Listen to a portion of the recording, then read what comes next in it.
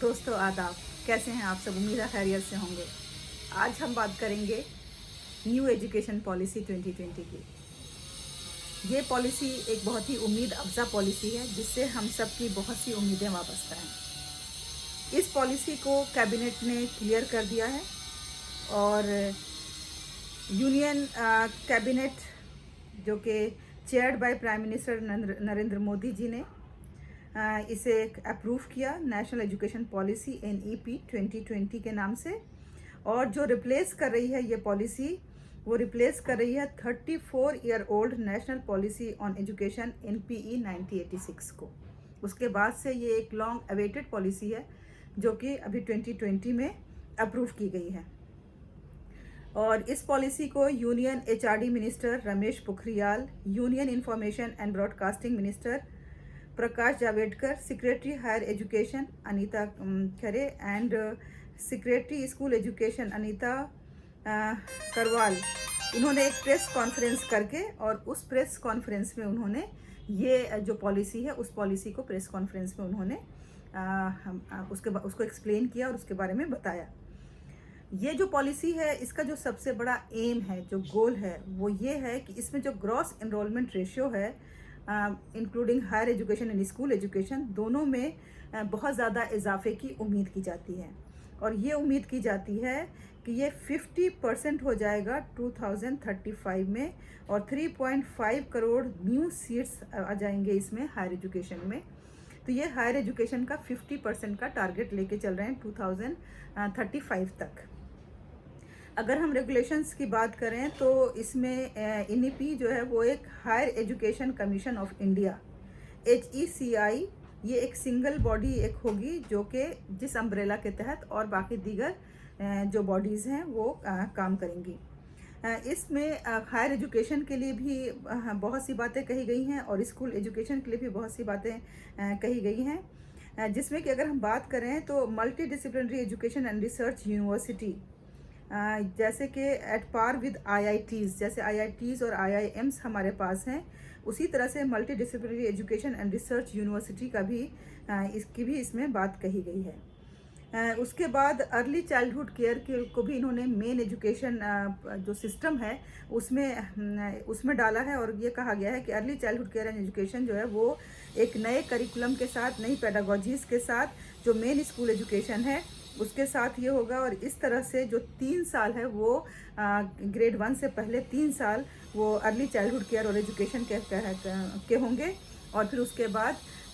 वो 3 साल के बाद फिर 2 साल ग्रेड 1 2 होगा प्लस 3 साल फिर और प्राइमरी के होंगे और फिर उसके बाद 3 साल जो है वो मिडिल के होंगे और फिर 4 साल सेकेंडरी के होंगे 9 से लेकर 12 तक। ये इस तरह से एक स्ट्रक्चर स्कूल का बनाया गया है।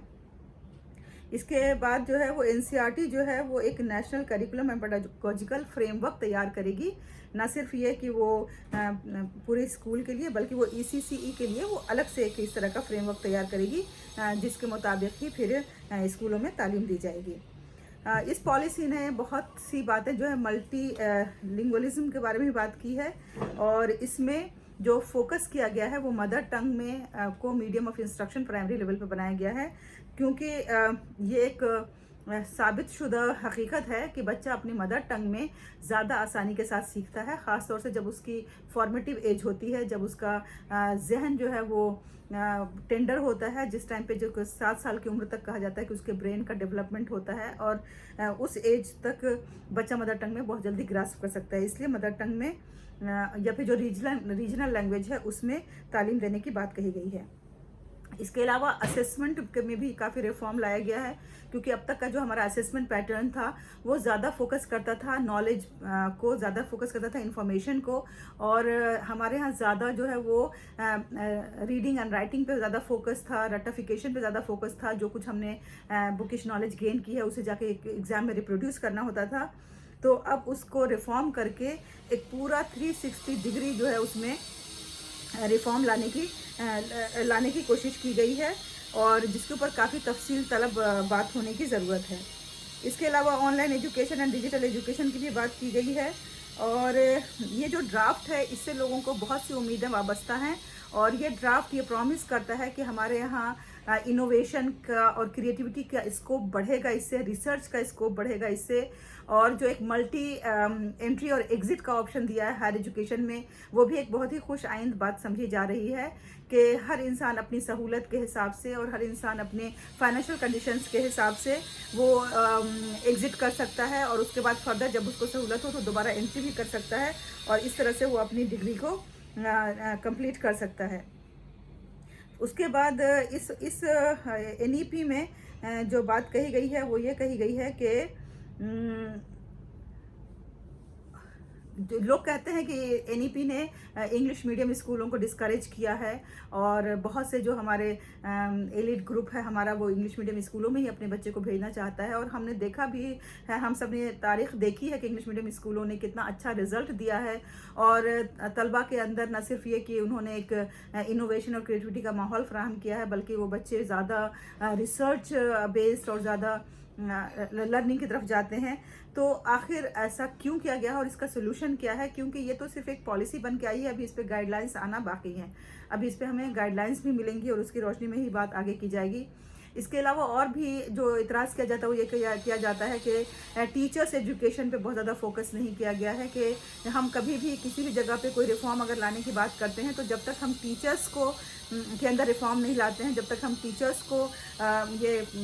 ट्रेन नहीं करते हैं या टीचर्स को बहुत ही रिगरस ट्रेनिंग नहीं देते हैं जो भी चेंजेस हम लाना चाहते हैं उसके लिए, तब तक वो चेंजेस हम इम्प्लीमेंट नहीं कर सकते हैं। तो उसे भी बहुत ज़्यादा फोकस में नहीं रखा गया। प्लस बहुत सारी चीज़ें जो है वो रिसर्च में भी तब्दीलियाँ लाई गई हैं, जैसे कि MPhil को हटा के डायरेक्टली PhD कर दिया गया है। तो इस तरह के बहुत सी ऐसी बातें हैं जो बताई जा रही हैं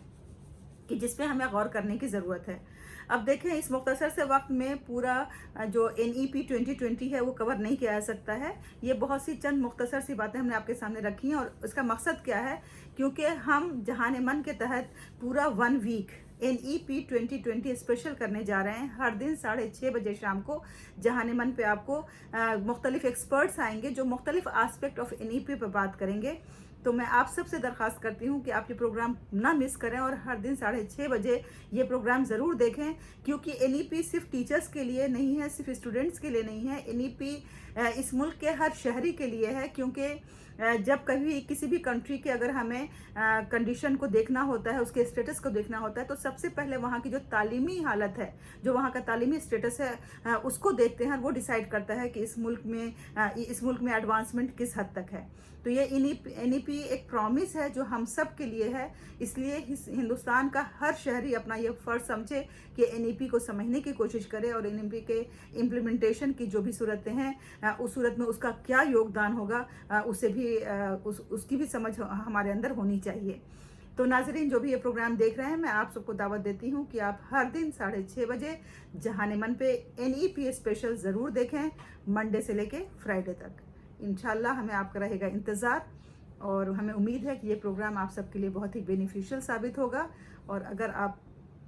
इस प्रोग्राम में पार्टिसिपेट करना चाहते हैं, या आप कंट्रीब्यूट करना चाहते हैं, या आप अपने ख्यालात का इजहार करना चाहते हैं, तो आप ज़रूर हमें कमेंट बॉक्स में लिख भेजें, ताकि हम आपको भेजेंगे अपनी मीटिंग का ID and password, so that you can also be a part of this great initiative NEP 2020 special, Monday to Friday, 10th August to 14th August. Take care and Jai Hind.